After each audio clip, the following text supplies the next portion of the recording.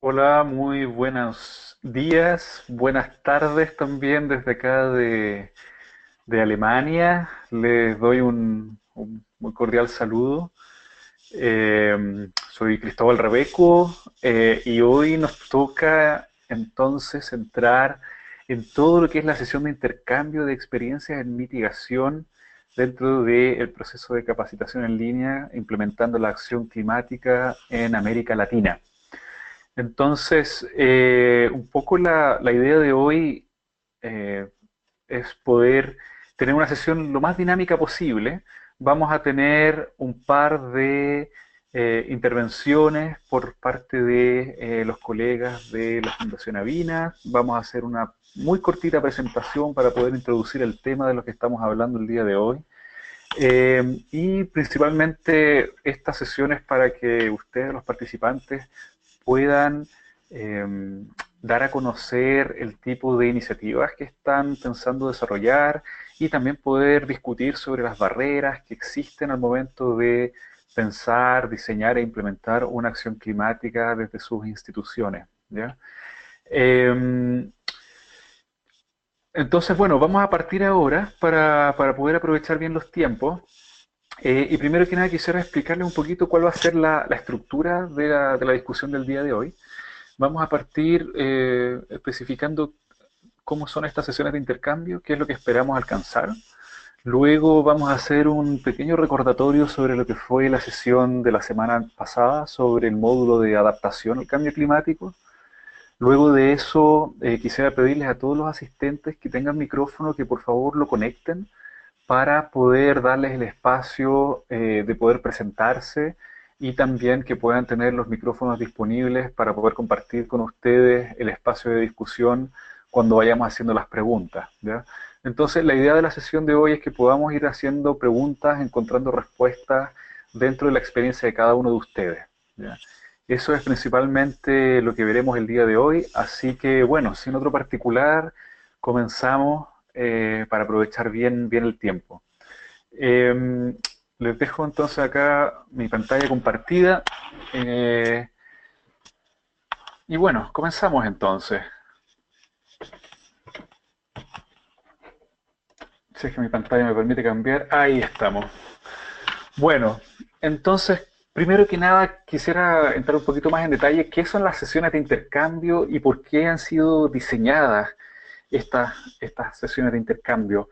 Un poco lo que nos hemos dado cuenta es que a través de toda la interacción que hemos tenido con los participantes del curso y también con experiencias previas que hemos tenido cada uno desde nuestras instituciones y de nuestros trabajos, es que la interacción entre pares es una de las formas más fuertes de poder aprender justamente en base de las experiencias. Entonces, lo que nos interesa con esto es poder compartir las interrogantes y también potenciales soluciones que podamos ver a preguntas tales como cómo avanzamos en la implementación de una acción para reducir los gases de efecto invernadero y adaptarnos al cambio climático. ¿Ya? Pero también vemos que hay un potencial muy grande para fortalecer vínculos de colaboración y también fortalecer la formación de redes de trabajo en toda América Latina, puesto que vamos a encontrarnos que estamos muchos de nosotros trabajando en los mismos temas y muchas veces colegas ya han solucionado ciertas cosas o tienen nuevas ideas que pueden permitirnos mejorar nuestra forma de trabajar y también apoyar a quienes van más atrasados en otras cosas. ¿Ya? Entonces, esta idea de poder generar vínculos y sinergias vemos que es un espacio muy importante. Y aquí lo bueno es que en este curso de Action Lab estamos todos enfocándonos hacia la misma dirección. ¿Ya? Todos queremos hacer cosas, hacer acciones para reducir los gases de efecto invernadero. Entonces, ante esto, nosotros hemos planteado algunas expectativas que esperamos alcanzar a cumplir o al menos dejarlas planteadas para ver cómo podemos desarrollarlas y fortalecerlas a futuro. La primera de ellas es poder eh, tejer redes y tratar de formar alianzas, que eso es lo que les estaba comentando recién. Lo segundo es que también busquemos puntos de encuentro para ver si es que en un futuro cercano podemos establecer otra forma de colaboración, por ejemplo, de innovaciones que esté haciendo alguna organización que puedan apoyar a un municipio, o de una ONG que puedan apoyarse también con las universidades, etcétera.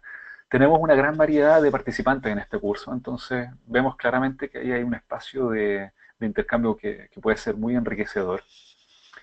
Y también, bueno, que diseñemos nuevos caminos para implementar acción climática en América Latina. Como bien sabemos, no hay una receta de cocina, ni nadie tiene una respuesta final a saber, bueno, este es el mejor camino para hacerlo. Todos tenemos experiencias, cada contexto es único y por lo tanto sabemos que la diversidad es lo que nos va a permitir aprender para poder avanzar en este desafío de poder hacer una implementación. ¿Ya? Ante esto quisiera, ya si es que los participantes están conectados con sus micrófonos, tenemos 29 asistentes, quisiera pedirles si es que podemos empezar, quienes quieran hacer una breve presentación de sí mismos, quiénes son, de dónde vienen, para poder entrar ya en lo que sería una discusión dentro de un ratito más. ¿Ya? No sé si brevemente alguno de los asistentes quiere levantar la mano para poder compartirle el micrófono. Simplemente Rebeca Pereira, si es que tienes ya el micrófono conectado, te doy la palabra, si puedes presentarte brevemente.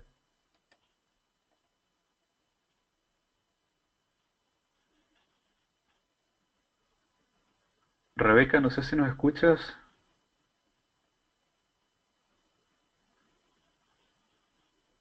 Bueno, vamos a esperar un ratito a ver si luego, como estoy compartiendo mi pantalla, ustedes pueden ver también aquí todos los asistentes que estamos participando, ¿no? Quien quiera ir presentándose, que vaya levantando la mano y así podemos ir invitándolos a todos para que puedan ir planteando sus inquietudes.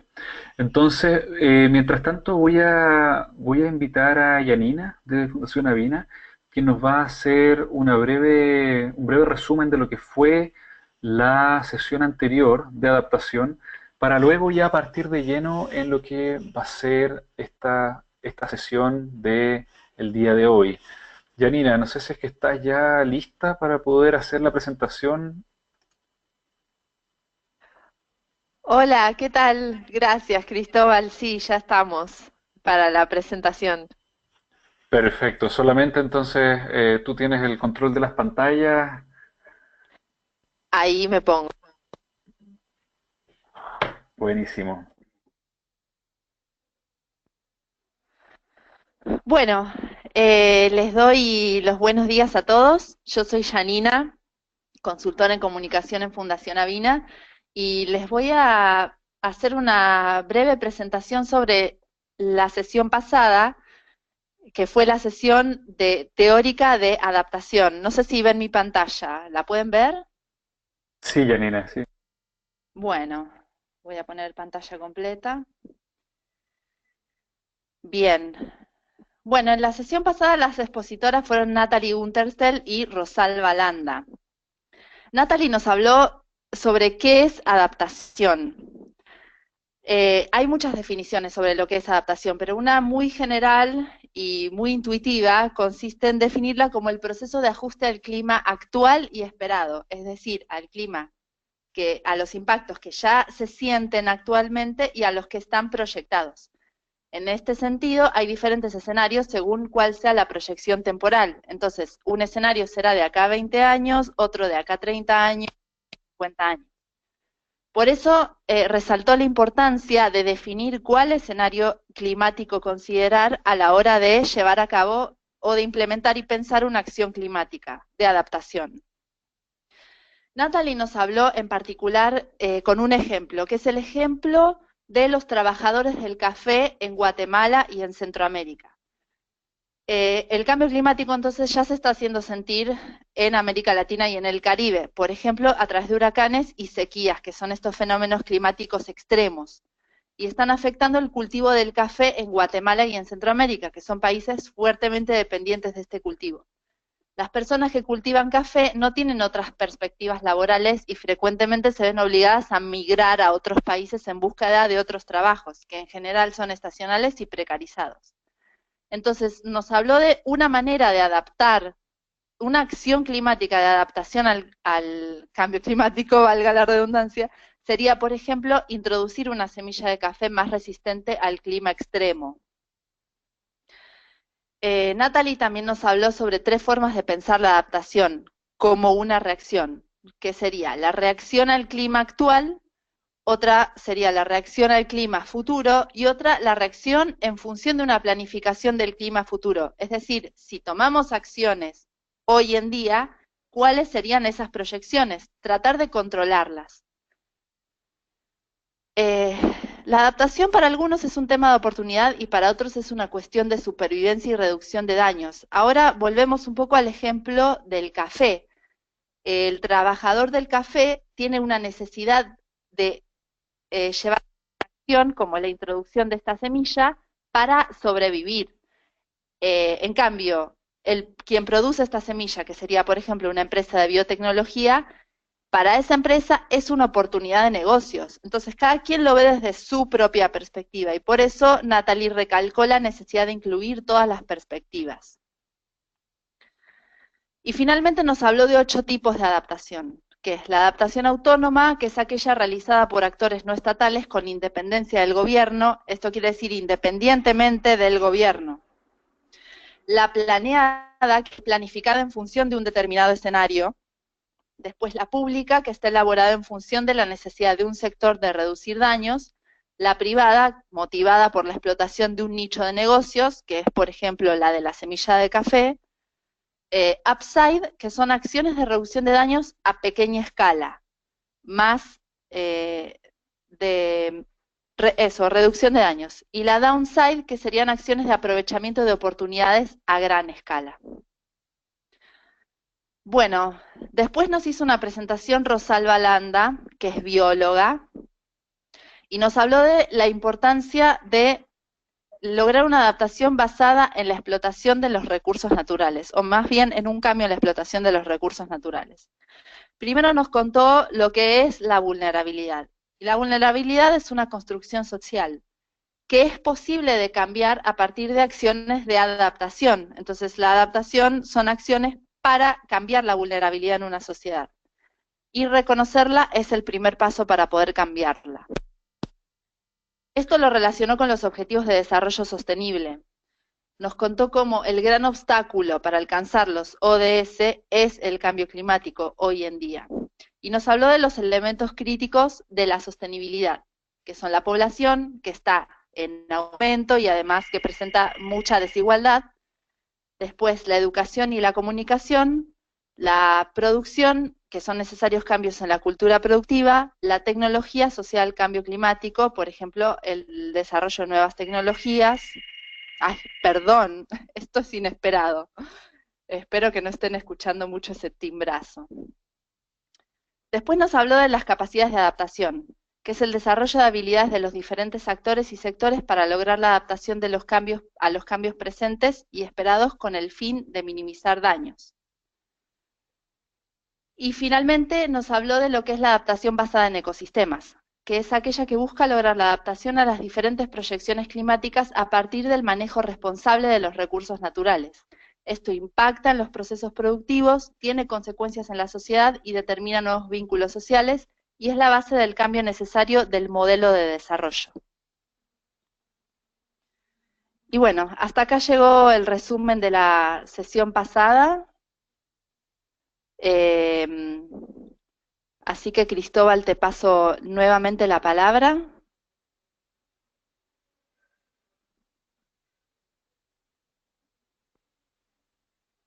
Perfecto, Janina, muchísimas gracias. Bueno, entonces, ahí estamos otra vez. Bueno, Janina, muchas gracias por la presentación. Efectivamente, bueno, varias de las de las iniciativas que nos fueron llegando durante las últimas semanas tenían que ver con la idea de desarrollar metas que vinculen la adaptación con la mitigación. Y eso ha sido uno de los temas centrales justamente que intentamos promover en este curso. Por un lado vemos que la reducción de los gases de efecto invernadero, y esto yo sé que suena redundante porque ya lo hemos visto en el curso, pero es importante dejarlo planteado. Reducir los gases de efecto invernadero implica poder reducir la vulnerabilidad de los próximos años, del futuro. Ya sabemos que estamos en una trayectoria en que estamos muchísimo más allá de las metas que plantean los científicos para podernos mantener dentro de un nivel de cambio climático que sea seguro, tanto para los ecosistemas como para los seres humanos. Por lo tanto, pensar en adaptación y en mitigación de forma sinérgica debe ser el camino que tengamos que seguir hacia adelante. ¿Ya? Voy tirando estas ideas porque claramente son cosas de las cuales vamos a estar discutiendo el día de hoy. Y quisiera partir solamente como un ejemplo de acción climática en Latinoamérica, que bueno, es un trabajo que presento más que nada porque bueno, me tocó junto a una colega en ADAPT Chile liderar este proceso. Porque vemos que aquí en el ejemplo de programa de comuna energética en Chile hay varias lecciones que podemos ir sacando para la discusión que vamos a tener ahora, ¿ya? Le voy a contar brevemente de qué se trata. Me van a disculpar que voy a dejar solamente esta diapositiva puesta. La verdad es que les quiero contar como una narrativa de qué se trata este programa, cuál fue el rol que nosotros tomamos y cuáles fueron los desafíos que fuimos viendo, ¿ya? El programa de comunidad energética es un programa que lidera el Ministerio de Energía en Chile y que principalmente lo que busca es invitar a los municipios a que puedan hacer un proceso de certificación y que puedan certificarse como una comuna energética, ¿ya? ¿Y qué vale eso? Eso principalmente lo que indica es que es un municipio que tiene un plan, una estrategia para avanzar en una transición energética, vale decir, implementar acciones de reducción de la demanda de energía mediante ciertas tecnologías y ciertos procesos, y también implementar nuevas tecnologías que puedan servir para aprovechamiento de energías renovables no convencionales, como son la energía solar, la energía eólica, transformación de residuos en energía, etcétera, ¿ya? Con el equipo de ADAPT Chile estuvimos trabajando, haciendo un acompañamiento a 6 municipios en Chile, y actualmente estamos trabajando con otros 6 municipios más. Y un poco lo que nos planteamos en este trabajo era que habían dos formas de hacerlo. El primero, ver, bueno, los municipios pueden contratar una consultoría y que venga un consultor externo a hacerles este trabajo, o nosotros podemos entrenar a los mismos municipios para que ellos mismos aprendan a hacer sus diagnósticos energéticos, identifiquen a los actores con los cuales necesitan trabajar, puedan diseñar sus propias medidas y en relación a eso puedan hacer planes de acción que sean realmente aplicables por ellos y que tengan toda una validez por todos los actores involucrados, ¿ya? En este sentido, lo que se logró con estos municipios que fueron ya desarrollando sus estrategias energéticas locales es que pudieron llegar a un portafolio de proyectos los cuales eran atingentes a la realidad de su demanda energética, pero también basados en la realidad de sus municipios, vale decir, municipios urbanos versus municipios rurales, claramente tienen perfiles de uso de la energía que son bastante diferentes, ¿ya? Entonces, estos diagnósticos nos ayudaron muchísimo para también entender de mejor forma cómo podíamos ir avanzando en este desafío de implementar comunas energéticas, ¿ya? Y con esto me gustaría entrar un poco a las preguntas disparadoras, más que nada para invitarlos a que reflexionemos sobre algunos de los elementos centrales que nos vamos a ir encontrando al momento de pensar en cómo implementar la acción climática, ¿ya? Y quisiera detenerme quizás en esta primera pregunta, para ir respondiéndola según el trabajo que les acabo de presentar. ¿Cuáles son las barreras que nos enfrentamos para trabajar en cambio climático? Bueno, particularmente en este programa.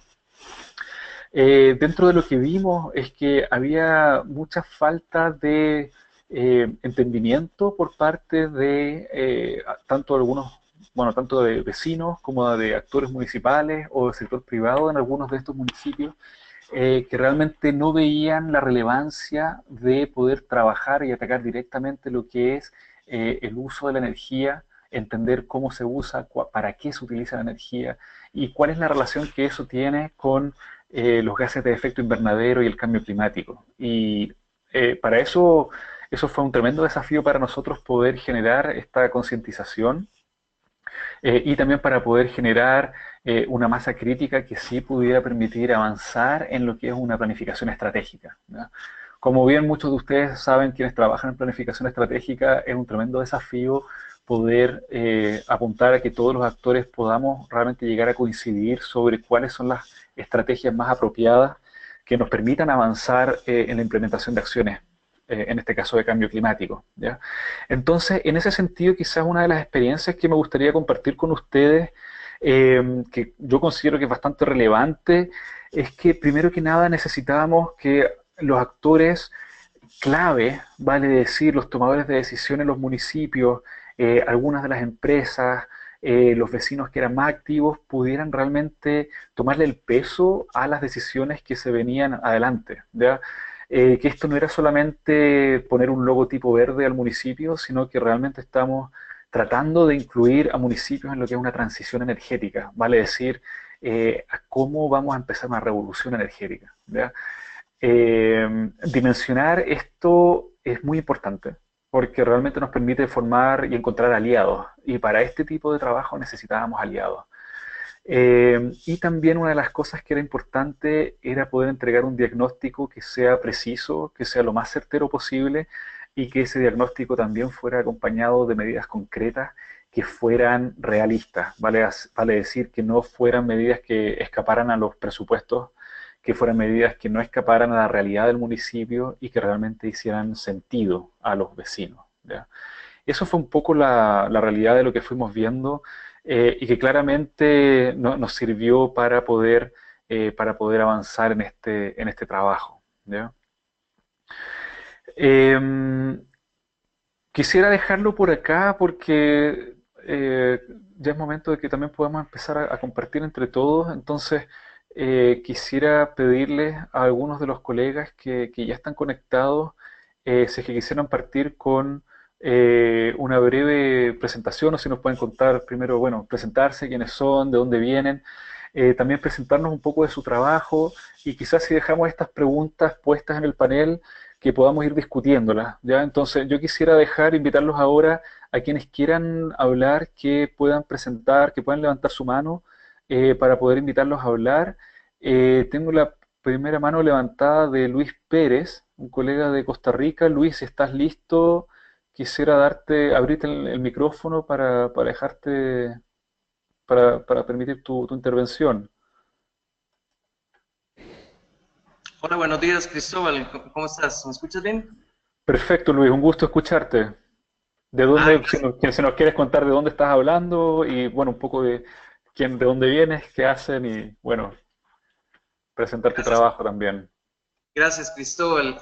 Buenos días a todos. Un placer compartir este tiempo con ustedes. Mi nombre es Luis Pérez. Yo les estoy hablando desde Monteverde, Costa Rica. Trabajo para la empresa Cell Cargo Inc. Nuestra empresa es una empresa de transporte marítimo. Pero no es una empresa de transporte marítimo tradicional, sino que nosotros pretendemos ser una empresa de transporte marítimo carbono negativo que está en la capacidad de ofrecer un servicio de transporte 100% libre de emisiones. Entonces, en este momento nos encontramos en la primera etapa de construir el primer barco, que va a ser un velero con motor eléctrico, y nosotros pretendemos con este primer barco eventualmente avanzar y crecer para tener una flotilla de barcos que todos sean carbono negativo, que no utilicen energía o combustibles fósiles, sino que se alimenten a través del viento y de la energía solar. El concepto es muy sencillo, nosotros no estamos inventando ninguna tecnología, de hecho las tecnologías que estamos combinando ya existen, ya funcionan en este momento mientras estamos conversando acá, ya existen barcos veleros de carga, pero que no tienen motor eléctrico, entonces de pronto no pueden garantizar las entregas, y ya existen veleros con motor eléctrico, pero que no se dedican la, al transporte de carga marítima. Y hay uno principal que se llama Nopal, que está en el Ártico, que se dedica a la observación de fauna marítima. Entonces nosotros en realidad, como les decía, no estamos inventando nada, simplemente hemos encontrado una necesidad de empezar a replantear el tema del transporte marítimo, que tiene serios problemas ambientales y serios problemas sociales. Y lo que estamos haciendo es plantear una solución combinando tecnologías ya existentes para poder empezar a cambiar ese modelo de transporte. Cristóbal, no sé si esto sería como una corta introducción y después pasamos a un poco más de detalles, o tal vez a comentar un poco acerca de las preguntas que están planteadas acá, o prefieres que termine mi exposición aquí para darle paso a algunos otros compañeros o compañeras. Luis, ¿te parece si mientras tanto vamos a compartir el foro con otra colega que está ya también preparándose para comentar y luego volvemos a las preguntas disparadoras, cosa de poder ir teniendo la mayor interacción posible? Pero voy a silenciar mientras tanto el micrófono, solamente para poder darle el paso a Juliana Gutiérrez, que está, perdón, se me dan un segundo, que está hablándonos desde Colombia. Si me das un segundito. Volvemos contigo en un segundo, Luis. Claro, con todo gusto. Gracias. Juliana, si estás lista, ahí te dejo el micrófono. Muy bien, bueno, buenos días a todos, un gusto poderlos saludar. Mi nombre es Juliana Gutiérrez, yo lidero una iniciativa que se llama Low Carbon City. ¿Me escuchan? Sí, perfecto. Muy bien. Bueno, Low Carbon City es un movimiento, una plataforma ya global de ciudadanos que están trabajando para construir soluciones colectivas para abordar el cambio climático en las ciudades. Y pues básicamente nosotros trabajamos en tres líneas. Una línea de educación a la ciudadanía para orientar a unos estilos de vida amigables con el clima, una línea para conectar ciudadanos con expertos y que puedan colaborar y co-crear soluciones, y una línea de implementación de soluciones a nivel local con las comunidades para que pues no solo se creen pues estrategias o herramientas de mitigación y adaptación, sino que al mismo tiempo pues estas sirvan como herramientas de incidencia en las políticas públicas. Entonces, dentro de esas líneas de acción, estamos desarrollando, pues es por decirlo así, un piloto de barrios bajos en carbono. ¿Y qué es un barrio bajo en carbono? Pues para nosotros es como una oportunidad de abordar el cambio climático como en la manera más micro. Si nosotros pensamos en una ciudad baja en carbono o una ciudad completamente adaptada al cambio climático, puede sonar utópico, sobre todo en nuestro contexto latinoamericano, porque las prioridades de las agendas públicas son otras. Pero si pensamos en una unidad mucho más pequeña, como el barrio o como una comunidad local, es posible de pronto hacer ese abordaje. Y si a futuro pensamos que tenemos muchas, digámoslo así, como ecozonas o muchos barrios bajos en carbono, ya esa figura utópica de la ciudad baja en carbono puede ser posible. Entonces, en este sentido, estamos trabajando en esta estrategia de mi barrio bajo en carbono, y dentro de la estrategia lo que hacemos nosotros es vincular a la ciudadanía construir de manera conjunta soluciones en 5 áreas, y en esas áreas son básicamente movilidad sostenible, manejo de residuos, energía renovable, aprovechamiento o recuperación del espacio público y agricultura y silvicultura urbana. Entonces, un poco el rol de Low Carbon City es formar a esa comunidad o educar a esa comunidad, inducir un poco estos temas, y la misma comunidad identifica cuáles pueden ser las soluciones en dichos temas, y después tenemos unas jornadas de implementación, y todo este proceso lo medimos para que al final pues podamos tener un resultado de cuáles son esas emisiones evitadas o reducidas. Como les contaba al inicio, esto es una fase, digamos, este proceso está como en una fase piloto.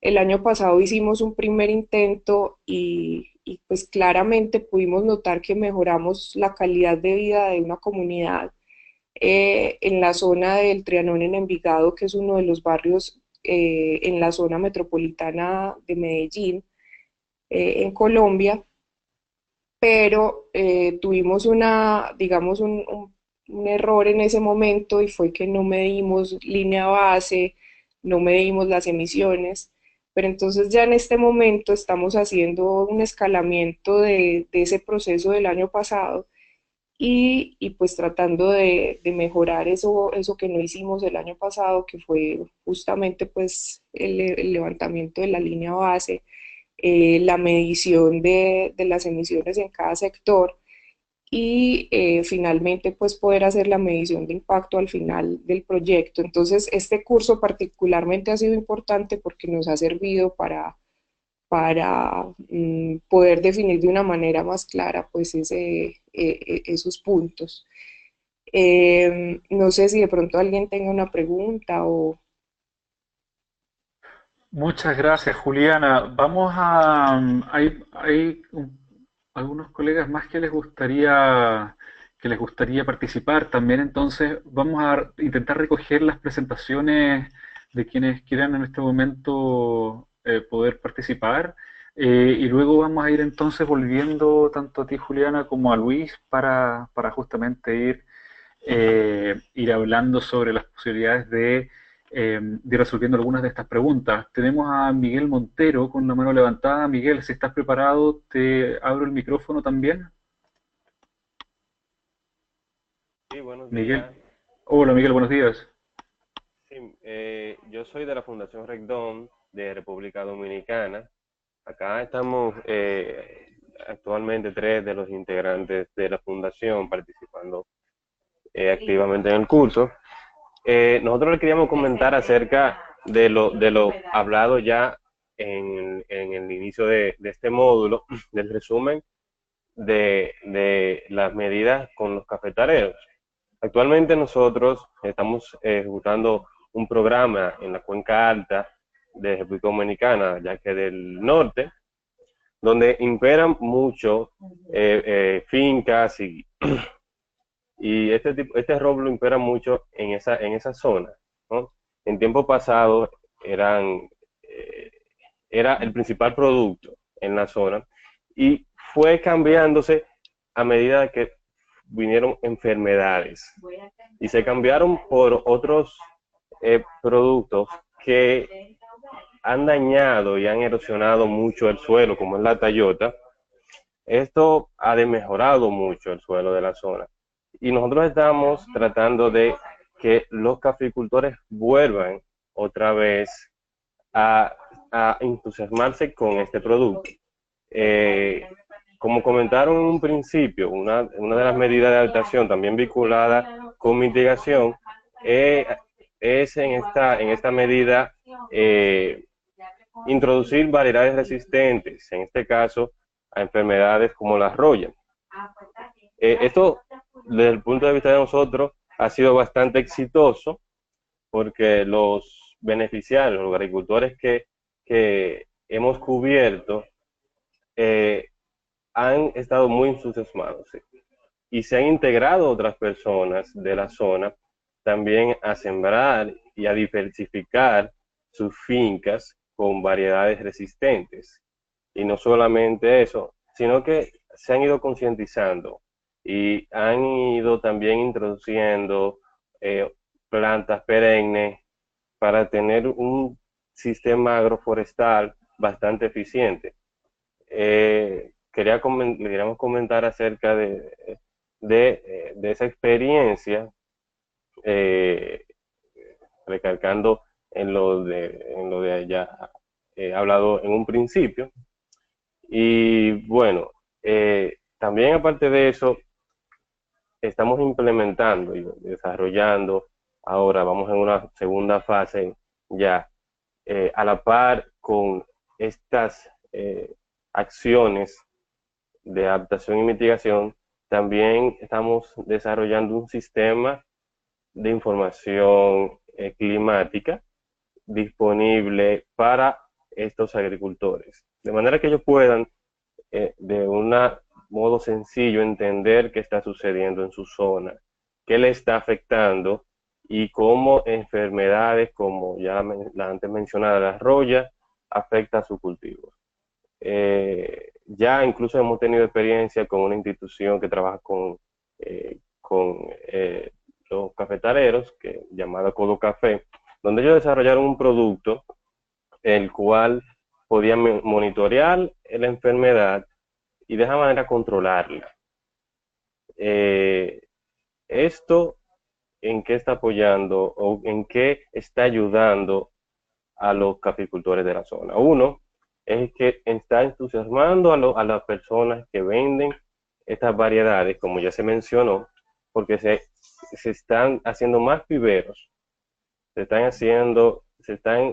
estacionando más personas allá para vender esas plantas, porque hay más personas, hay más agricultores que quieren adquirirla, porque han visto los beneficios de tener una planta resistente. Aparte de eso, se están también beneficiando los viveros de planta perenne, como es la macadamia, que también ellos han visto los beneficios de sembrar este tipo de plantas. Y también el cacao. Han introducido el cacao y la macadamia, y los vendedores de las zonas han podido beneficiarse de manera económica con esto. Entonces es un ganar y ganar en todos los sentidos. Y en el sentido institucional, las instituciones que regulan, las instituciones que trabajan con la agricultura cafetalera a nivel país, también se han ido beneficiando con ese sistema de información climática. Y ahora mismo el proceso es, el sistema está un poquito orientado a un público un poquito técnico, porque el nivel de entendimiento de las variables climáticas que afectan en sus cultivos todavía no está tan trabajado como para que ellos como caficultores lo entiendan, pero sí se está trabajando en eso para que en un futuro ellos puedan saber qué hacer ante posibles problemas y también puedan saber cómo mitigar y a cómo adaptarse ante las situaciones climáticas de su zona. Bueno, hasta aquí mi presentación. Muchas gracias, Miguel. Muchas gracias. Muy interesante el caso que planteas, Miguel, porque creo que a través de estas tres presentaciones lo que hemos ido viendo es como un circuito completo de qué entendemos como los desafíos del cambio climático. Por un lado, Luis nos comparte las experiencias de las oportunidades que existen en integrar una mirada de cambio climático en el transporte marítimo. Recordemos que el transporte marítimo es uno de los grandes emisores de gases de efecto invernadero. Y bueno, claramente mientras más se ha globalizado el comercio, mucho más grande es el desafío de poder reducir las emisiones en términos de lo que es el transporte, ¿ya? Y como bien sabemos, bueno, transporte de larga distancia, a veces podemos tener una manzana de Sudáfrica en un mercado alemán, o productos chinos en Centroamérica, o un producto o un café en la otra parte del mundo. Entonces, claramente, en todo lo que es el transporte de bienes, ahí hay una tremenda oportunidad para poder reducir los gases de efecto invernadero, y ahí hay un rol que el sector privado claramente está cumpliendo, ¿no?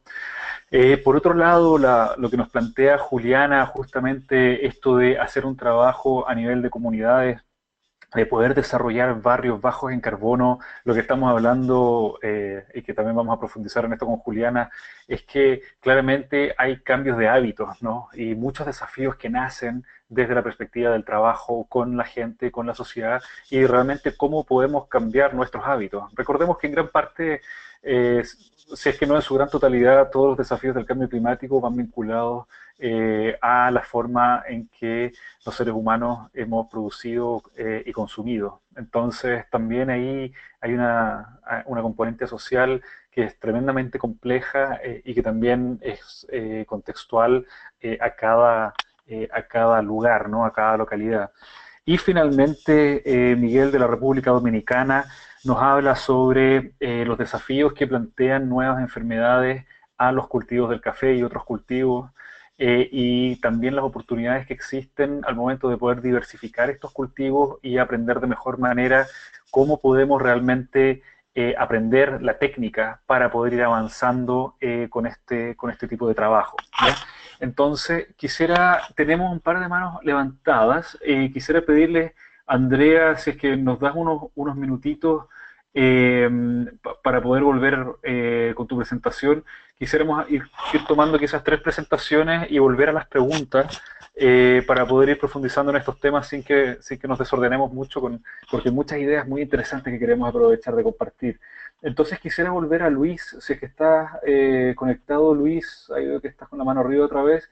Si muy brevemente nos puedes hablar sobre las barreras que tu organización ha enfrentado para integrar este contexto de cambio climático, ya sea dentro de tu organización o en las acciones que ustedes están llevando, y también qué experiencias tú nos podrías compartir que tú consideras que son relevantes para poder aprender del trabajo de ustedes.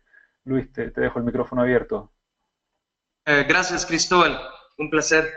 En este momento, como ha pasado a lo largo de la historia, me imagino yo, cuando se trata de introducir un producto, un servicio o una idea a la sociedad, hay cierta resistencia, tal vez por ignorancia o tal vez porque no han tenido la experiencia emocional de verse enfrentados a la necesidad que el producto, el servicio, la idea quieren solucionar.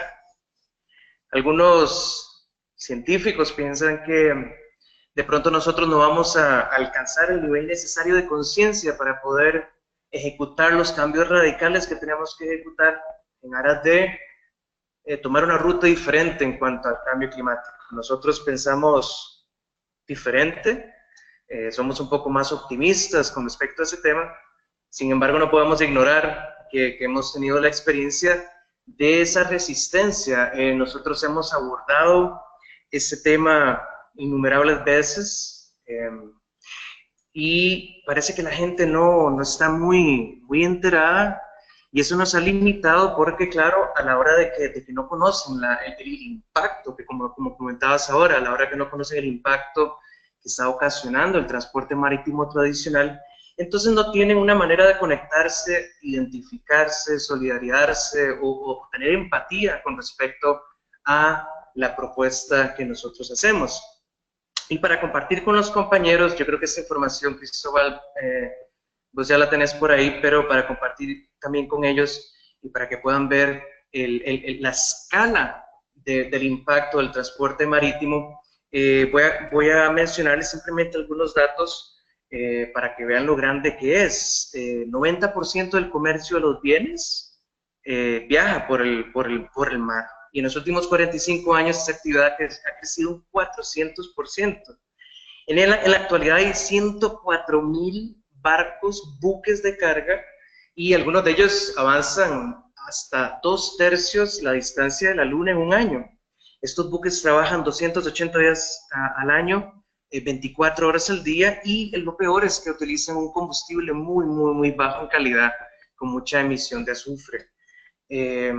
Nosotros hemos investigado y hemos visto que únicamente 30 de los barcos más grandes equivalen o tienen o emiten una cantidad de gases de efecto invernadero equivalente a los 1.400 millones de automóviles que hay en el mundo. Entonces, como pueden ver, el problema es grande. De hecho, se habla de que si el transporte marítimo fuese un país, estaría de número 6 entre Japón y Alemania en la lista de los países que más contribuyen con estas emisiones. Y esto no se queda ahí. Se pronostica que para el 2050 esta actividad va a crecer a un 250%, aportando ya un 17% de las emisiones globales de gases de efecto invernadero.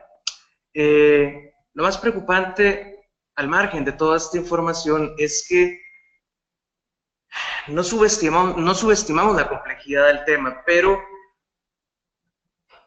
desafortunadamente este tema se ha quedado fuera del Acuerdo de París. Es algo de lo que muchas organizaciones y algunos países también están preocupados con respecto a eso. Tiene un cierto nivel de complejidad porque bueno, al igual que el transporte aéreo, esas emisiones no se pueden atribuir a ningún país en particular, pero independientemente de esto está quedando por fuera. Entonces, nosotros, la parte ideal o ideológica de nosotros también se alimenta mucho desde ahí, desde que no se está hablando de esto y de que nosotros pensamos que se debería de hablar. Para cerrar mi respuesta, en este momento las tecnologías que estamos usando ya existen, no hay una limitación económica, no hay una limitación tecnológica.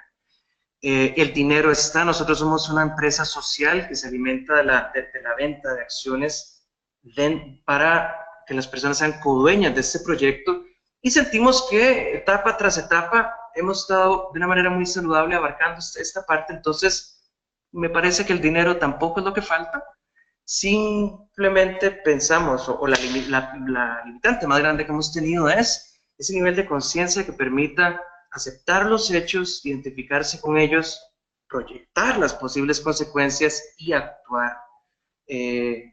No sé, me parece que esto no es algo que experimentamos solo nosotros, sino que también mis compañeros y mis colegas que nos escuchen ahí también lo han experimentado. Es algo con lo que hay que tener mucha paciencia, es algo en lo que hay que invertir muchísimo en divulgación, en educación, hay que hacerlo con mucho cariño. Es la única manera de que el mensaje entre. Hemos experimentado que no podemos alarmar, ni tampoco amenazar, ni tampoco caer en el error de hacer campaña de miedo, simplemente adaptarnos un poco, ver las mejores posibilidades de poder educar para que el mensaje penetre y haya acción civil y se pueda ejecutar. Pero sí, al final esa ha sido nuestra principal limitante. Muchas gracias, Luis, muy interesante. Sí, bueno, recordar que el transporte marítimo no ha sido considerado en lo que es el Acuerdo de París.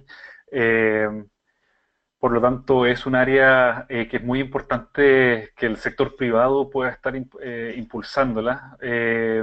Realmente, bueno, yo no soy un experto en transporte marítimo, entonces la verdad es que tampoco quiero expandirme mucho sobre los motivos por los cuales no están dentro del Acuerdo de París, pero claramente es un tema que sale en las discusiones y que hay una mesa permanente justamente de transporte marítimo. Por lo tanto, el hecho de que no esté en el Acuerdo de París no implica que no se esté haciendo trabajo. Entonces, también para quienes están interesados en profundizar, los invito a que también puedan revisar justamente publicaciones de Naciones Unidas que tienen en la materia. Particularmente, bueno, por ser de Chile, les recomiendo también que vean la publicación que tiene el gobierno de Chile sobre toda la posición y diagnósticos que se han hecho en materia de transporte marítimo. Muchas gracias, Luis. Vamos a pasar entonces a Juliana, si es que estás lista, Juliana. Te abro el micrófono, Juliana, para quizás también hacerte las mismas preguntas, ¿no? Si nos puedes comentar sobre las barreras y las experiencias que les gustaría compartir en base a la experiencia que ustedes tienen. Muy bien, bueno, pues más que barreras, como el principal reto es involucrar a las personas y que la gente se sienta que es parte del problema y que también puede ser parte de la solución. Normalmente los temas de cambio climático están asociados, o en los imaginarios de la gente están asociados a temas solo del gobierno, o están asociados a un problema de los osos polares en el Polo Norte, pero es muy difícil ese cambio de mentalidad o esos procesos de educación orientados al cambio de mentalidad eh, del cambio climático como algo cotidiano y algo de sí que está presente o que hace parte de nuestra vida cotidiana desde el momento en que nos transportamos o que optamos por una decisión de compra o una decisión de consumo. Entonces, sin más que la barrera es como el reto mayor, poder llegar como a la base de la pirámide y hacerla partícipe de todo el proceso y que de alguna manera eso es lo que explica un poco por qué nosotros escogimos trabajar en Low Carbon City, por qué nació Low Carbon City, y es entender que en este proceso de gobernanza del cambio climático el ciudadano no tiene mucho espacio y creemos que si hay ciudadanos conscientes pueden cumplir un rol muy importante y pueden contribuir a las soluciones. Entonces ese sería como un primer punto. Ya respecto a los temas técnicos, eh, pues el proceso ha sido, digamos, a medida que lo hemos ido construyendo, lo hemos ido ejecutando. Entonces ha sido un proceso de construcción colectiva que aún, pues que aún se está puliendo, por decirlo así, que aún estamos pendientes de resultados, que aún estamos viendo si efectivamente funciona. Eh, desde lo técnico, pues hay unas soluciones que pueden funcionar más que otras, no todos los barrios se comportan igual, no todos los barrios tienen las mismas dinámicas sociales, culturales, incluso económicas. Entonces las soluciones no pueden ser generalizadas, así exista una metodología para desarrollar un barrio resiliente y bajo en carbono, así se aplique la misma metodología, todos los barrios tienen un comportamiento distinto, una idiosincrasia diferente, entonces las intervenciones pueden ser diferentes. Entonces entender cómo esas dinámicas locales y ese contexto local es algo pues como muy valioso y retante también desde lo técnico. Si en un barrio funciona una solución de movilidad, en otro barrio puede ser el potencial más grande en temas de manejo de residuos. Mm, bueno, Cristóbal, ¿y la otra pregunta cuál era? Principalmente, bueno, las experiencias que quisieras poder entregarle a otros participantes, quienes también están impulsando estas acciones y que claramente, bueno, sabemos que es un trabajo colectivo, ¿no? Y que ahí hay muchas experiencias que pueden servirnos a todos. Ujú. Bueno, pues yo creo que lo más valioso de este proceso es que, como bien lo decías, es un proceso colaborativo y cuando uno le entrega las herramientas a las comunidades, entre pues muchas soluciones están ahí. Yo aquí quisiera citar un ejemplo, pues no con la ecozona completa o el barrio bajo el carbono completo, con esos componentes que mencionaba ahorita, sino con unos más, con menos componentes, pero de una comunidad que se llama Moravia en Medellín, que hace algún tiempo era el basurero de la ciudad y se convirtió en un asentamiento humano y allí viven alrededor de, bueno, más o menos en el sector que aún no está recuperado, viven unas 300 familias o más y allí pudimos hacer una intervención en temas de movilidad y agricultura urbana y silvicultura urbana. También un poco había un componente de energía renovable, pero es una comunidad que es, digamos que se puede encontrar en la línea de pobreza, bajo la línea de pobreza. Entonces, la motivación allí más que reducir las emisiones, aunque bien iba a ser un objetivo adicional o un logro adicional, era que la comunidad se vuelva más resiliente. Y si volvemos pues como a lo que ustedes nos han enseñado en el curso, de cómo el cambio climático tiene esa relación con los demás objetivos de desarrollo sostenible. Cuando estas mujeres líderes del barrio tienen la oportunidad de cultivar sus propios alimentos en esta zona, le están apuntando al objetivo sostenible de desarrollo sostenible de hambre cero. Al mismo tiempo están contribuyendo a un tema de aprovechamiento de espacio público, de aumento de reducción de emisiones, porque en esa zona antes había un basurero, entonces ya se está recuperando la zona. Eh, Mejor dicho, se empiezan a combinar un montón de factores y ese es como el mejor ejemplo de que la adaptación y la mitigación pueden ir juntos. Y que en el contexto nuestro, sobre todo en el contexto latinoamericano, que muchas veces nos hacen el cuestionamiento de, bueno, ¿por qué trabajar en mitigación si Latinoamérica es la región que menos emisiones genera?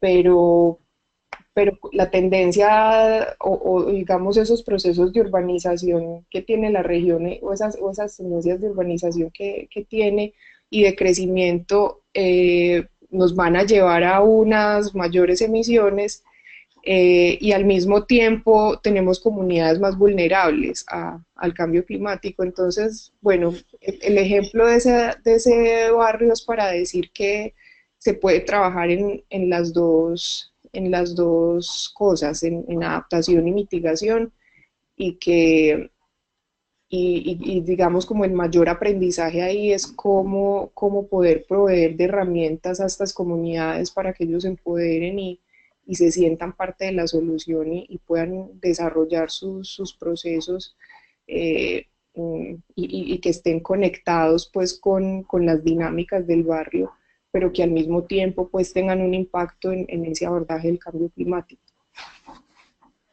Buenísimo, Juliana. Muchísimas gracias por tu explicación. Me hace recordar mucho una frase que quienes bueno, trabajamos en sustentabilidad hemos visto, que la importancia de visibilizar lo que es invisible.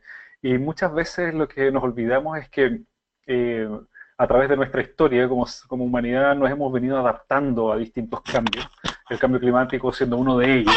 Pero que a veces nos olvidamos que hemos seguido ciertas estrategias y que son muy útiles. Una de ellas es empoderarnos y empoderar a nuestras familias, a nuestras comunidades, mediante iniciativas tales como volver a cultivar alimentos, aprovechar la tierra de una forma que sea mucho más sostenible y a la vez justamente poder vincularlo con lo que es la reducción de los gases de efecto invernadero. Por lo tanto, ahí vemos que hay muchas oportunidades de poder visibilizar que ya estamos trabajando, venimos trabajando en esto y podemos hacer muchísimo más. Miguel, si es que estás listo, quisiera también plantearte las dos preguntas, las barreras que ustedes han ido encontrando, los desafíos más importantes que ustedes han ido encontrando, y también preguntarte si puedes dar recomendaciones a los otros colegas para ver qué podríamos aprender del proceso que ustedes están llevando en la República Dominicana sobre la producción del café y otros productos. Te dejo el micrófono abierto, Miguel. Sí, buenas.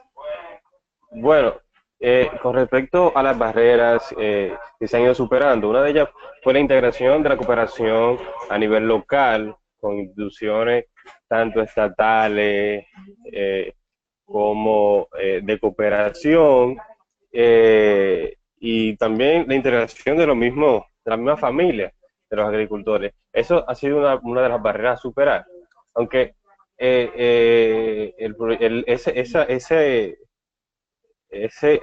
medida de adaptación y mitigación que es la agroforestería es bastante simple de realizar. La integración de la comunidad ha sido una de las grandes, de los grandes retos, porque el comprender en qué situación se encuentran ellos, siendo personas muchas veces de muy escasos recursos y con muy poco conocimiento con respecto a los problemas ambientales su situación climática, fue bastante difícil. Y creo que el hacer un acercamiento previo con las instituciones que trabajan ya en la zona, como fue el caso de nosotros, que nos acercamos a instituciones de asociaciones cafetaleras, de asociaciones de productores de invernaderos también, productores de Toyota, para poder socializar y que ese conocimiento que nosotros le proporcionamos a ellos, ellos lo proyecten en los caficultores y así acceder de manera más simple y más directa, y que ellos estén más conscientes de cuál es el problema y cuáles eran las posibles soluciones. También otra barrera muy importante, el asunto económico. Ya luego de que ellos estaban establecidos con un determinado cultivo, el hacer que migren a otro y hacer esa transición era muy difícil de asimilar para ellos, o es muy difícil de asimilar, por el hecho de que vas a estar sugiriéndole quitarle su actual ingreso. Y son personas que tienen cultivo de subsistencia, son personas que no cultivan para vender, sino para poder subsistir el día a día. Entonces poder hacer que ellos capten eso fue también una de las barreras a superar. Sobre todo por el largo plazo.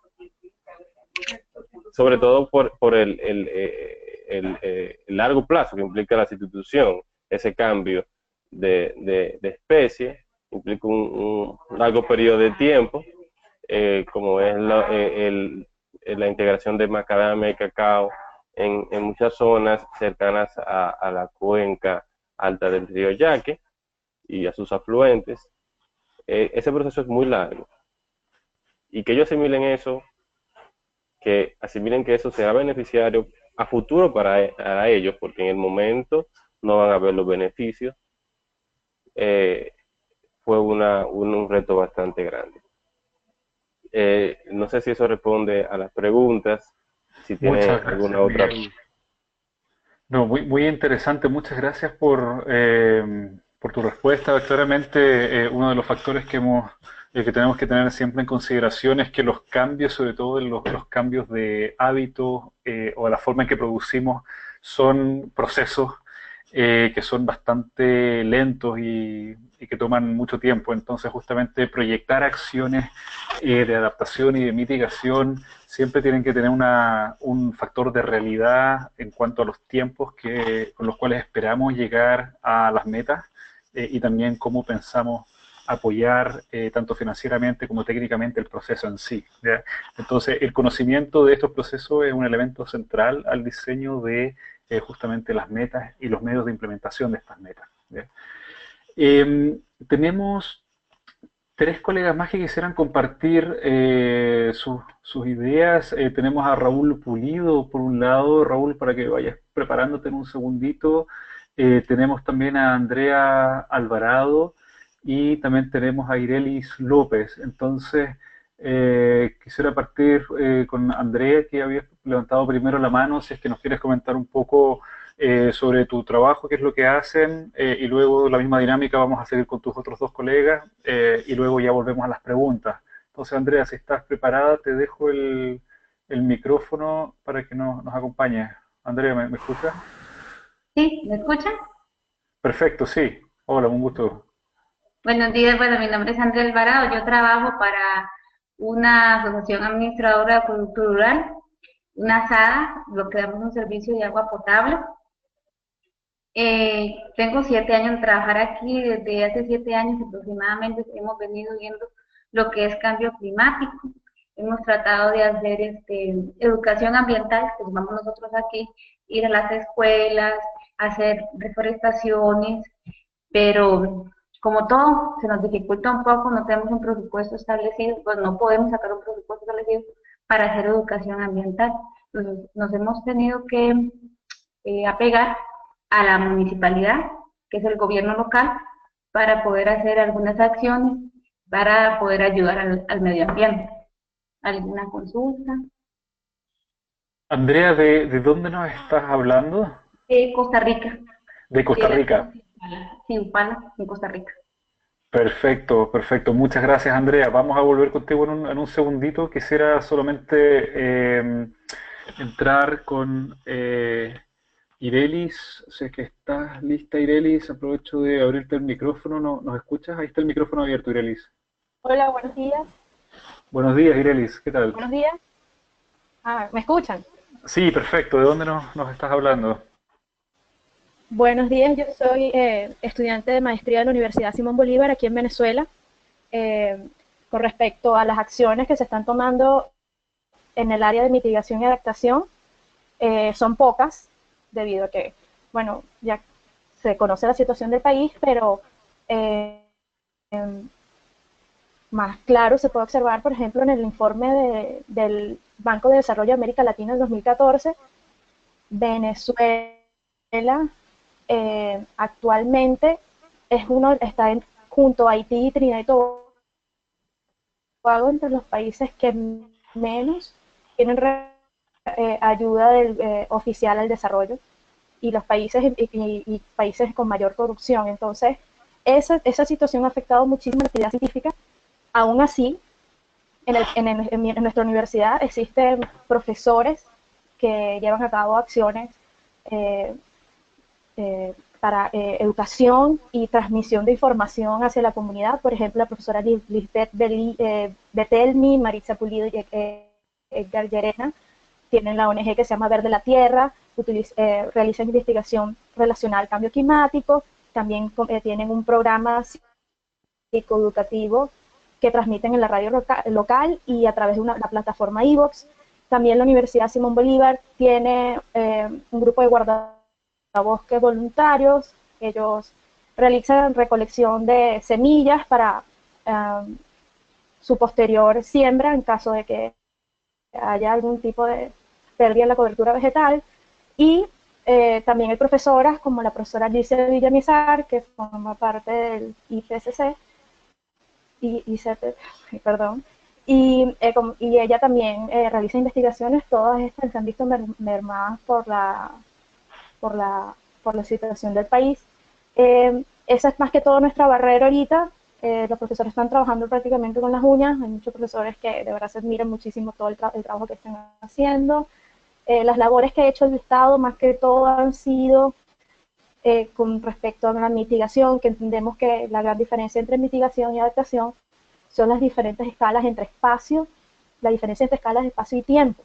Entonces, las acciones de adaptación, que vendría siendo algo para tomar medidas en eventos más próximos, son realmente nulas, y las de mitigación, bueno, se puede imaginar mucho menos, y es algo que preocupa dado que Venezuela es uno de los, creo que de acuerdo con las clases, que es el tercer emisor de gases de efecto invernadero en la región. Entonces, bueno, más que todo eso resumen cómo es la situación venezolana. A mí, la experiencia de este curso ha sido realmente inspiradora, escuchar todo el trabajo de tanto empresas privadas como organizaciones no gubernamentales en los otros países. Ha sido muy enriquecedor y de verdad que inspira a saber que hay otros países que están tomando tantas medidas, considerando que no solamente Venezuela ahorita está una situación migratoria fuerte con respecto a la situación política, sino que los indicadores pronostican que también va a haber una migración masiva, considerando que en el país no se están tomando las medidas adecuadas. no sé si quieren algo que comentar, de verdad que muchas gracias por la oportunidad. Muchas gracias, Ireli. Muy interesante tu apreciación. Eh, Claramente la cooperación al desarrollo y la cooperación internacional en cambio climático han jugado un rol tremendamente importante en nuestra región, justamente para impulsar eh, tanto procesos de adaptación como mitigación, apoyando con asistencia técnica, con financiamiento, con conocimiento, intercambio con expertos, etcétera. Por lo tanto, podemos entender también que dificulta mucho la acción climática cuando países no puedan tener acceso también a ese tipo de apoyo internacional. ¿Ya? También dentro de la región recordar que hay muchas oportunidades de intercambio dentro de lo que es América Latina. Existen muchos foros de intercambio presenciales, en línea, y muchas instancias también que existen entre las universidades, y también esto es una invitación a quienes son investigadores o están en las universidades. Los invito a revisar redes que existen en la región, como son el Instituto Interamericano de Desarrollo, como son el Centro Adina UNESCO, como son la red de Earth System Governance, que son todas redes que están invitando a investigadores y estudiantes a que puedan compartir sus investigaciones para poder comprender de mejor forma cómo el cambio climático está afectando a los países de la región y cómo también podemos avanzar en la acción climática. ¿Ya? Entonces también hacer hincapié en el rol que juegan las universidades en todo este trabajo. Tenemos la mano levantada también de José Campot y Josefina Espillar. Quizás partimos contigo, José, si es que estás listo, te doy te abro el micrófono para que puedas presentarte y luego volvemos con las preguntas. Hola, buenos días. Soy José Campot de la Organización Cultura Ambiental de Uruguay. En este momento estoy en Chile, pero es por el momento. Les puedo contar un poquito que nuestra ONG ha estado trabajando desde su formación, ya hace más de 15 años, en muchos aspectos del cambio climático y toda la problemática ambiental. Desde trabajo con pescadores artesanales hasta trabajo con escuelas, con niños. Últimamente hemos estado enfocando mucho nuestro accionar en ese ámbito, a nivel escolar. En Uruguay, en la zona aledaña a Montevideo hay unas zonas de humedales que entendemos que son muy importantes para combatir el cambio climático y hay que mantenerlo. Entonces hemos estado trabajando desde hace ya por lo menos 3 años con niños escolares en reducción de riesgo de desastres, específicamente a nivel de los humedales. Ha sido un trabajo relativamente pequeño porque todos los que trabajamos en ONG sabemos que la disposición de recursos, de fondos, son difíciles. Y en la medida que hemos ido consiguiendo esos fondos, hemos ido trabajando en ese enfoque específicamente en los últimos 3 años prácticamente. En paralelo también hemos seguido haciendo trabajos de asesoramiento a nivel de pescadores artesanales con un enfoque justamente en el control de riesgos y en los aspectos ambientales de esa tarea tan interesante que hacen los pescadores. Y hemos tenido buen recibimiento en esos ámbitos, tanto a nivel escolar como a nivel de pescadores sobre todo. Así que un poco eso es lo que hemos estado haciendo, es una ONG pequeña y bueno, hacemos lo que podemos y tratamos de encarar esta problemática desde ese punto de vista. Muchas gracias, José. Vamos a volver entonces en un segundo contigo también para profundizar en un par de preguntas. Quisiera, mientras tanto, darle la palabra a Josefina Espillat. Josefina, si estás lista, te dejo el micrófono también para que puedas presentarte. ¿Nos escuchas?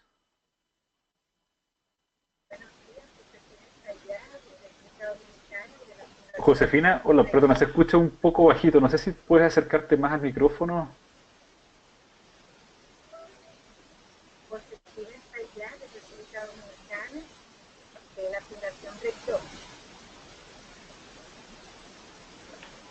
Te escuchamos muy bajito, Josefina. No sé si puedes acercarte más al micrófono o si es un problema de configuración directamente. Sí. Ahí Vamos a está. ver si ahora se puede Ahora está escucharme. perfecto. No. Ahora te escuchamos Miguel, perfecto. igual me ha auxiliado con sus audífonos. Perfecto, ahí te Muy bien, escuchamos muy decía bien, gracias. Martínez Allá, de República Dominicana, de la Fundación Recdón. Cuando levanté la mano era me interesó mucho la experiencia que presentó Juliana y me gustaría entrar en contacto con ella porque creo que en Dominicana podríamos desarrollar acción muy similar a esa que ella proponía. Y también quiero aprovechar para complementar de lo que estuvo compartiendo mi compañero Miguel, de lo que también estamos haciendo en la Fundación Recdón, en una zona muy interesante de nuestro país, una zona turística, Las Terrenas, en línea también de adaptación y mitigación. Ahí estamos apoyando acciones de restauración de los arrecifes coralinos que se han muerto muchos de ellos debido a tanta contaminación y el mal manejo también de los bus, las compañías de buceo en la zona.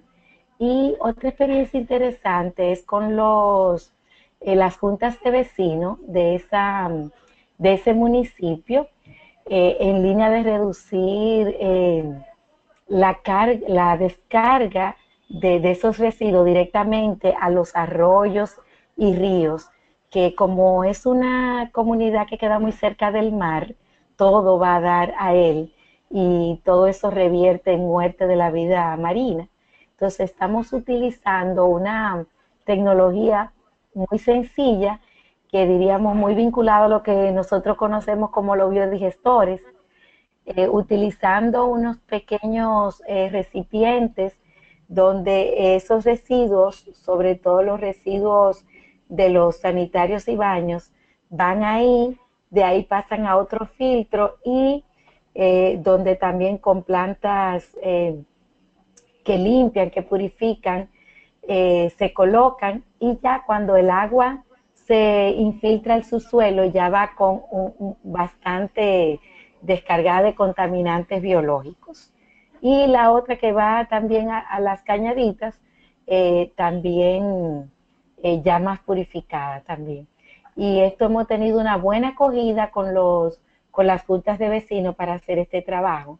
Se hace primero un taller, diríamos, como de capacitación y se hace una práctica con la tecnología, con las familias que pueden disponer de ese espacio y se juntan varios hogares y estamos iniciando, o sea que ahora está todo el proceso también de monitorear esas aguas, que ellos puedan ver cómo baja el nivel de contaminación y sobre todo que todo eso revierta a que la vida marina, sobre todo los corales y los manglares, se puedan seguir desarrollando en las terrenas.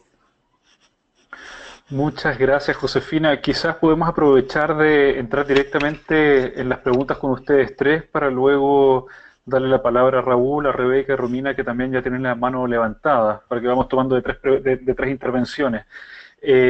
Josefina, ¿qué te parece si partimos directamente con ustedes, ya que estás al micrófono? Muy interesante el trabajo que están haciendo, están trabajando entonces con biodigestores, asegurándose de no contaminar las aguas y también poder proteger los corales, ¿no? Sabemos muy bien cuál es el rol que cumplen los corales, sobre todo en la protección de las costas ante las tormentas y los huracanes. ¿Cuáles son las barreras que ustedes han ido enfrentando o los desafíos que ustedes han ido enfrentando para poder integrar esta tecnología con las comunidades y llevarlas a cabo? ¿Y qué experiencias consideras que podrían ser relevantes compartir con los colegas? Sí, bueno, quizás la primera barrera ha sido que esto requiere de un poquito de terreno y es una zona turística donde el terreno, hay mucho hacinamiento y también el terreno cuesta mucho, pero hemos tratado de buscar una solución que no ocupe mucho terreno, que máximo 3 metros cuadrados, ¿verdad? 3 metros cuadrados de superficie deben disponer para que podamos colocar.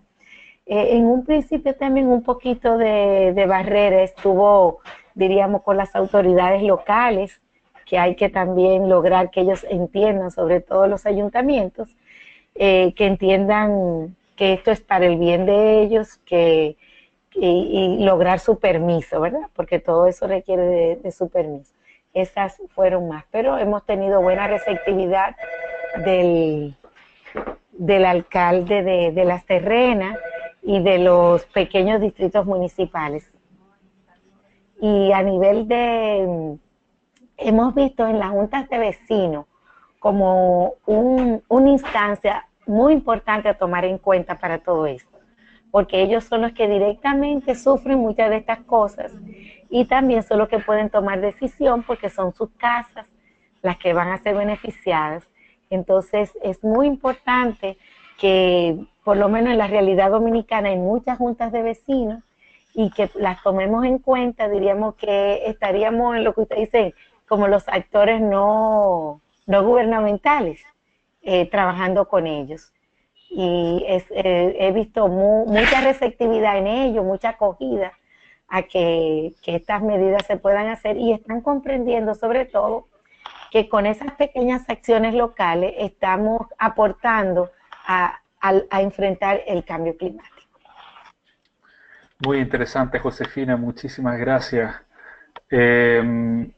Quisiera otra vez volver con José.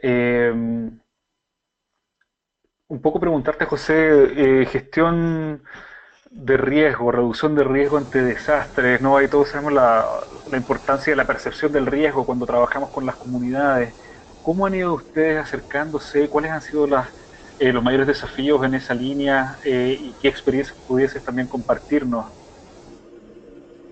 Mira, básicamente, como les decía antes, disculpen si tengo una mala conexión aquí, porque estoy en un lugar que no hay buena conexión. Entonces, si se corta, lo siento, pero voy a tratar de enfocarme. Lo que hemos hecho desde hace ya unos 3 años, hemos estado trabajando a nivel de las escuelas, con grupos escolares, porque entendemos que es ahí donde hay que incidir. Y es con ellos que hay que insistir en el concepto de mitigación, de adaptación y del problema del cambio climático en general. Entonces, ya nos ha dado muchos resultados porque se trabaja con los grupos de escuela. Ustedes saben que en Uruguay hay un sistema que se llama Plan Ceibal, que desde hace años se ha instalado. Y cada alumno de escuela y de liceo, o sea, de primaria y secundaria, tiene una laptop propia. Entonces, con eso hay todo un sistema, toda una base que funciona en conjunto. Entonces, utilizando parte de esa estructura del Plan Ceibal, hemos estado trabajando con los escolares. Entonces, el enfoque no estamos hablando de riesgo, de desastre, pero en realidad sí es eso, pero con los niños, tratando de hacerles llegar la idea de la necesidad de estar atentos a los riesgos.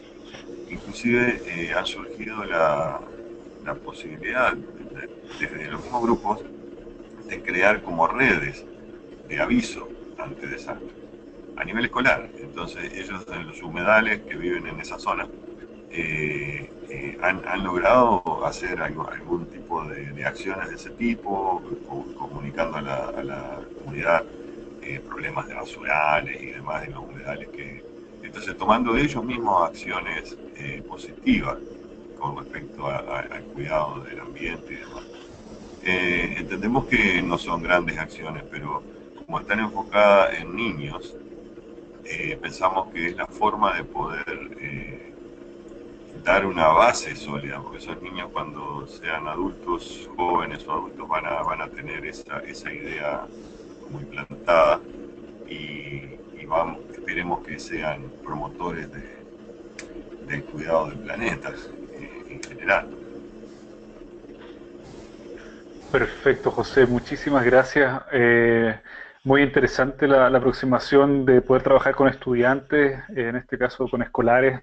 Hay, bueno, una selección de actores en este caso, ¿no? Sabemos que no podemos llegar a todos, pero que ustedes pasaron por un proceso de reflexión para poder justamente enfocar sus esfuerzos en el grupo, en este caso que ustedes consideran más sensible, más relevante y poder justamente desarrollar herramientas para poder trabajar con ellos.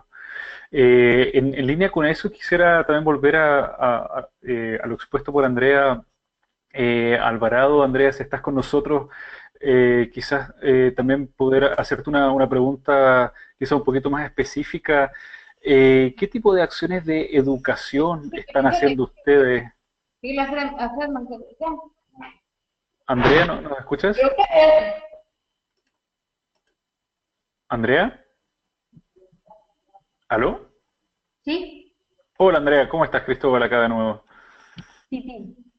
Andrea, quisiera preguntarte en relación a la experiencia que ustedes han tenido con educación ambiental, ¿qué estrategias consideras tú que son las más efectivas para movilizar a los actores con los que ustedes trabajan, en este caso con las escuelas, con los municipios? ¿Cuáles son las estrategias que a ustedes más les han dado resultados? Hemos ido directamente a las escuelas. Nosotros vemos 25 escuelas, entre escuelas y colegios, 25, y por un año hicimos apenas 8. Hicimos 4 talleres en temas relevantes, ¿verdad? Y, y ahora estamos con la Comisión Ambiental de la municipalidad. Hicimos un proyecto ya más complejo y lo presentamos al Ministerio de Educación Pública, que es el que nos ha frenado un poco, ¿verdad? Que no podemos ingresar a veces a las escuelas, aquí eso es muy complicado, más en zona rural. Pero ahora hicimos un proyecto que le presentamos al Ministerio de Educación Pública y entonces nos van a tomar en cuenta para que vayamos, lo que sí no sé si es 2 veces al mes, para que vayamos a los centros educativos que escogí. No sé si le aclaré la pregunta. Buenísimo, muchas gracias Andrea.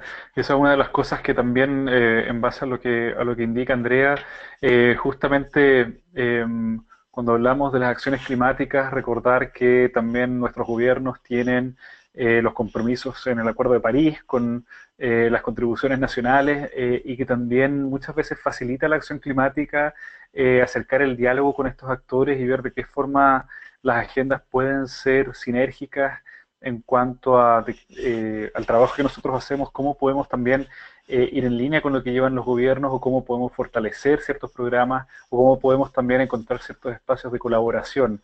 Eh, Esos también son algunos de los elementos que son importantes tener en cuenta, obviamente dentro de lo que es posible y de cómo nuestras acciones pueden también incidir a un nivel de política pública, ¿no?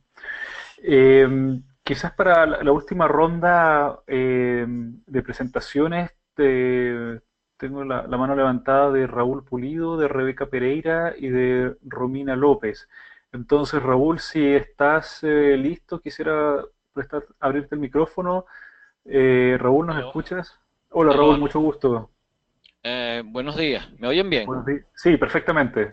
Ok, perfecto. La compañera, yo soy Raúl Pulido, soy coordinador de Relaciones Institucionales de la Alcaldía de Chacao en Venezuela y tenemos varias acciones de reciclaje, educación, etcétera, pero este proyecto en el que yo voy a tratar de utilizar como ejemplo para el curso es rescatar la posibilidad de hacer un cambio de diésel a gas en una flota que tiene una concesión que tiene la alcaldía para transporte interno del municipio.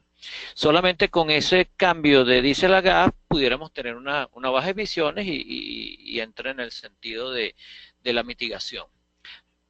Sencillamente por ahora es ¿cómo se llama? Un proyecto teórico, pero sencillamente las cuentas darán la posibilidad de en un futuro ponerlo en funcionamiento. Actualmente los cambios de combustible aquí en Venezuela son muy complicados porque debido a la situación económica la cual describió muy bien la compañera que me antecedió de la Simón Bolívar. Sin embargo, estamos tratando de volver a eso. Hay alguno que otro autobús perteneciente a algunas líneas asociadas al Estado venezolano que tienen la dualidad de diésel-gas, pero su cantidad la cantidad de autobuses que tienen esa posibilidad son muy pequeños. Me da a veces envidia ver la cantidad de proyectos que tienen en otros países, pero eso forma parte de lo que estaban hablando anteriormente, de la posición que tiene el gobierno central en relación a cómo se enfrenta el cambio climático. Y en Venezuela, lamentándolo mucho, es una posición un poco fuera de lo común en general, pero bueno, esa es la posición del país y algunas ONG que también mencionó la amiga que me antecedió, estamos haciendo lo que podemos, lo más que podemos. Lamentándolo mucho, en Venezuela hay mucha oportunidad para hacer proyectos de este estilo, sobre todo de mitigación. Nosotros tenemos una explotación petrolera donde hay mucho quema de mechurrios, es decir, gas asociado a petróleo que no se utiliza. Eso, solamente si pudiéramos utilizar una fracción o la totalidad de ese gas, utilizarlo para transporte o para cocina, liberaríamos una cantidad enorme de otras emisiones. Y particularmente yo trabajé al principio del año 2000 en un proyecto de incremento de cobertura vegetal y boscosa en Venezuela, que el Estado venezolano tiene la información y lamentándolo mucho no lo ha hecho. Lamentándolo mucho de nuevo, las ONG también están muy disminuidas en recibir ¿cómo se llama? Financiamiento externo, por lo cual se nos hace bastante complicado. Sin embargo, las ideas están por aquí. Creo que próximamente va a haber una reunión en Provite, una asociación venezolana, sobre cómo hacer un taller de trabajo de cómo enfrentar cambio climático, donde se va a tratar de llegar a lo mejor posible entre lo que haya de las ONG, organizaciones públicas y privadas, y el Estado venezolano. Pero bueno, nosotros estamos muy, ¿cómo se llama?, muy limitados hasta ahora. El punto es que esa es la situación en nuestro país, y bueno, tratando de hacer lo mejor que se puede desde aquí. Gracias. Muchas gracias, Raúl. Muy interesante el ejemplo que ustedes están trabajando, transformar diésel a gas. Vamos a volver contigo entonces en un segundo con las preguntas disparadoras. Quisiera preguntarle a Rebeca Pereira, si es que ya está lista, Rebeca, te dejo el micrófono. ¿Nos escuchas, Rebeca?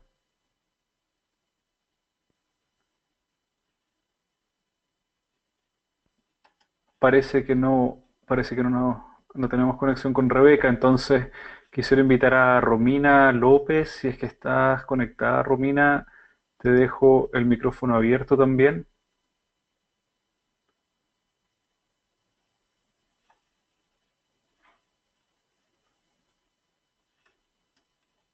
Parece que tampoco está Romina conectada, entonces vamos a volver, Raúl, a profundizar entonces en las preguntas, si es que está disponible. Raúl, quisiera, bueno, Sí, sí. más que nada plantearte, bueno, muy interesante, muy amplio el trabajo y la experiencia que tú vienes teniendo en el contexto de Venezuela, tanto en tecnología como también en recuperación de zonas forestales. Dentro de esa variedad del trabajo que tú vienes haciendo, tal como tú lo planteas y nos planteó tu colega anteriormente, bueno, Venezuela tiene varios desafíos que van más allá de lo que son puramente los desafíos del cambio climático, ¿no? Sí. Pero más allá, dentro de lo que es la organización, de tu organización en particular, ¿cuáles son los principales desafíos que ustedes ven para poder llevar adelante estas acciones? Y también cuáles serían las experiencias que nos puedes compartir. Bueno, mira, el 9 de noviembre tenemos un evento que se llama Ciudad Sustentable, lo cual estamos haciendo con la Cámara Alemana. Yo soy parte del Comité de Sustentabilidad y allí estamos tratando de exponer todas las iniciativas que hay en Venezuela, más que todo iniciativas privadas o iniciativas de ONG, que algunas de ellas nombró la muchacha que me antecedió. Y sencillamente es cómo utilizamos la tecnología para ser sustentables, y eso es relativamente sencillo, porque sencillamente en una alcaldía, cuando tú eliminas los viajes de la gente a buscar información a la alcaldía, porque pones una página web amigable donde tú das la información, puedes hacer los trámites electrónicos y después pagas por internet, es decir, la persona no tiene que ir a la alcaldía sencillamente para hacer toda esa serie de cosas. Ya solamente en eso estamos haciendo una disminución significativa de emisiones de carbono, y esa va a ser nuestra presentación. Perfecto, perfecto. Y dentro de las experiencias que podrían servir, tú hablas, bueno, del acceso a la información, Claro. uso de las tecnologías de la información, eh, dentro de lo que es el espacio de trabajo con el transporte municipal en este caso, ¿podrías también quizás darnos ciertas luces de cómo se plantea esto a mediano y largo plazo? ¿Han hecho estas proyecciones para ver si es que van a ser capaces con esta transformación de diésel a gas de poder manejar la flota municipal? Mira, en la flota municipal está actuando ahorita solo con diésel. En el pasado, hace muchos años, hubo la posibilidad de hacer el cambio, no se realizó por problemas económicos y sociales que han estado presentes en Venezuela. En consecuencia, yo lo que estoy es rescatando, obteniendo información de Transchacao, que tiene una dependencia privada, pero que la alcaldía fue quien la instituyó. Entonces estamos tratando de conseguir las rutas, las cantidades de autobuses que tiene, los motores, los tipos de cosas, de manera tal de hacer un cálculo aproximado y hacer un estudio caso donde digamos, estamos disminuyendo tanto. Y con esos cálculos ver la manera de buscar algún apoyo internacional de alguna manera.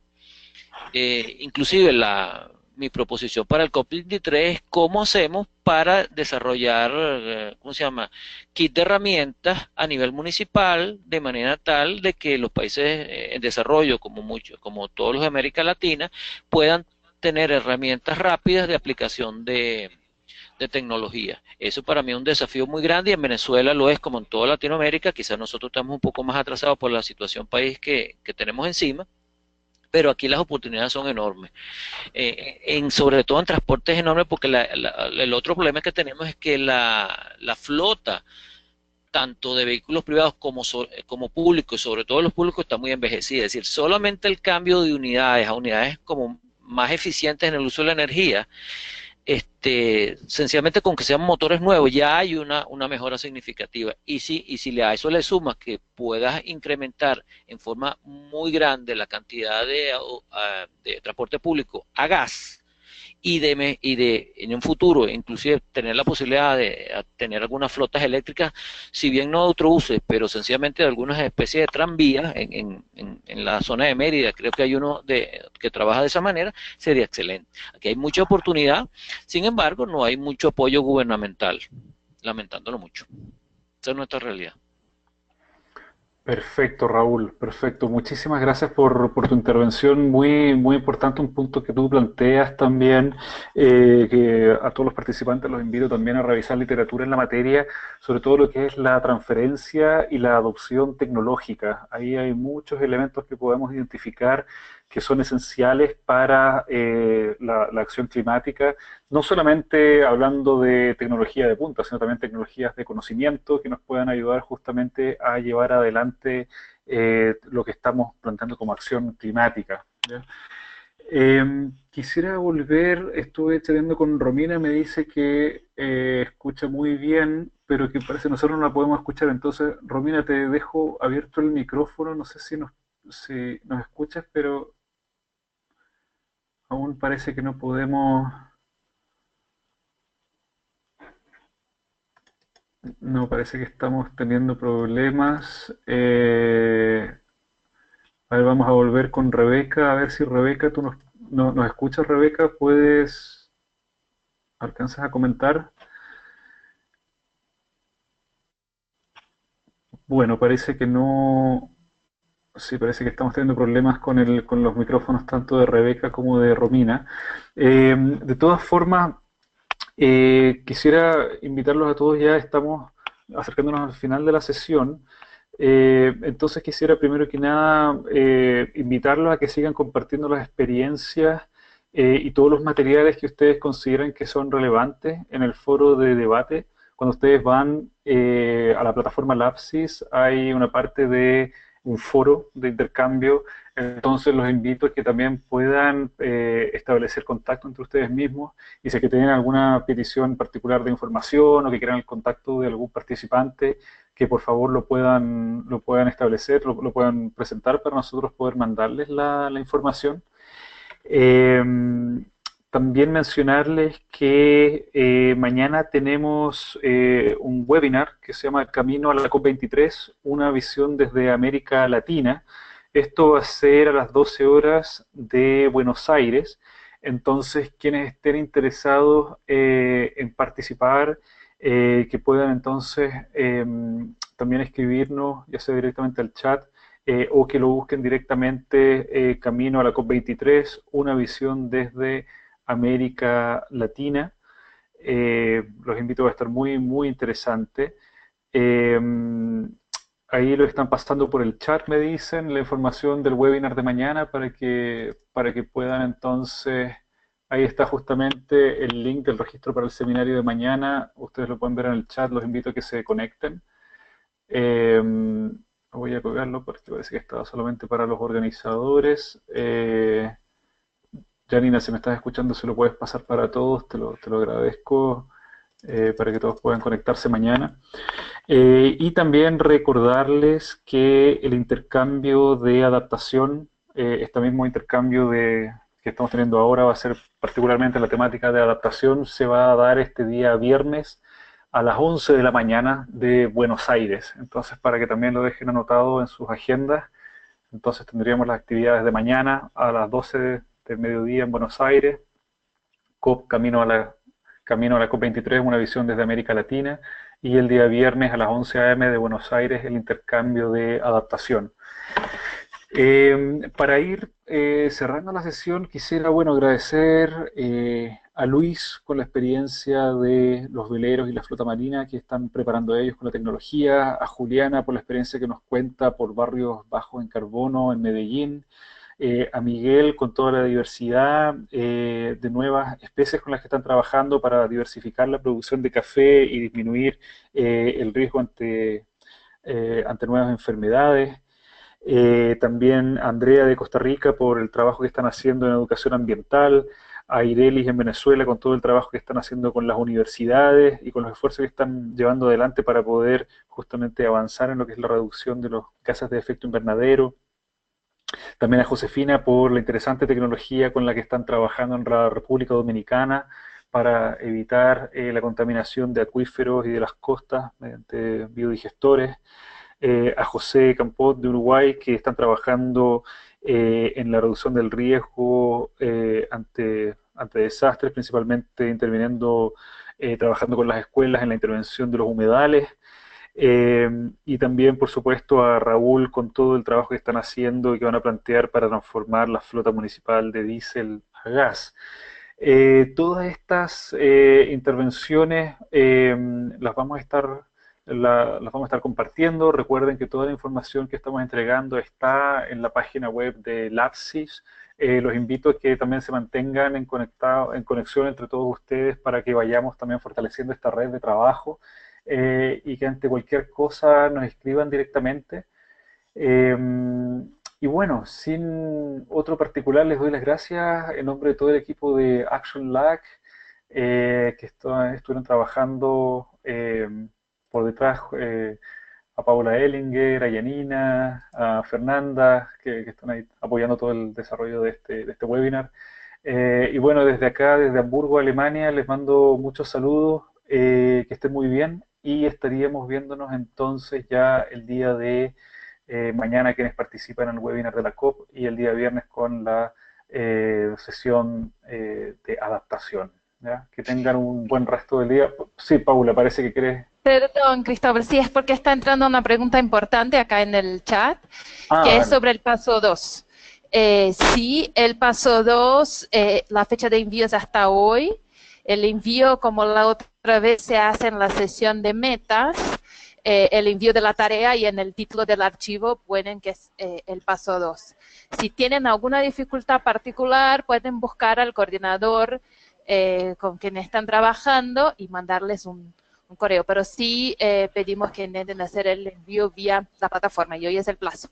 Y también de la COP, que hasta fines de la semana tenemos la respuesta para reforzar este mensaje, porque también llegó muchas preguntas sobre esto, y aclarar que es que la verdad muy interesantes todas las postulaciones, y es un gran desafío poder seleccionar un participante, pero hasta el viernes haremos la comunicación. Gracias. Muchas gracias, Un Paula. abrazo. Muchas gracias. Bueno, entonces en otro particular ya han sido pasadas las informaciones y esperamos entonces la participación de ustedes en las próximas actividades. Bueno, ahora sí, saludos a todos desde Alemania, que estén muy bien y hasta la próxima.